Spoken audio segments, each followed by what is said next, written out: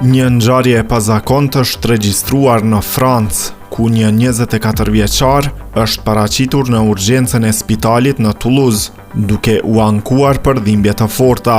Sipas raportimeve në mediat e huaja, i riu u shpreh se kishte futur një objekt në rektumin e tij, pa treguar qartë se çfarë ishte.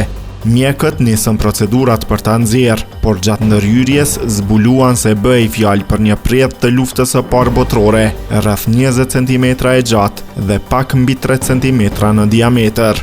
Pasi u kuptua çfarë objekti ishte, ndërhyrja u ndal menjëherë, pasi stafi u friksua se predha mund të ishte aktive dhe të shpërthente. Spitali njoftoi autoritetet dhe rreth orës 1:40 në vendngjarje mbërritën policia dhe skuadrat e çaktivizimit të bombave, të cilët vendosën perimetër sigurie, derisa u bë verifikimi. Kontrollet paraprake konfirmuan se predha ishte e vitit 1918 dhe nuk paraqiste rrezik, çka lejoi vijimin e ndërhyrjes mjekësore. Më pas, sipas medias lokale, u hapën edhe procedura për mbajtje municionit të kategorisë A. Megjithatë, prokuroria e Toulouse-it nuk do ta ndjek çështjen pasi bëhet fjalë për municion të çmilitarizuar. Gjithsesi, 24 vjeçari pritet të merret në pyetje për të shpjeguar origjinën e predhës.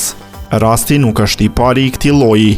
Në vitin 2022, një 88 vjeçar në Toulon u paraqit në spital me një predh të ngjashme, ndërsa në Britani në vitin 2021 u raportua një tjetër rast me predh të luftës së dytë botërore.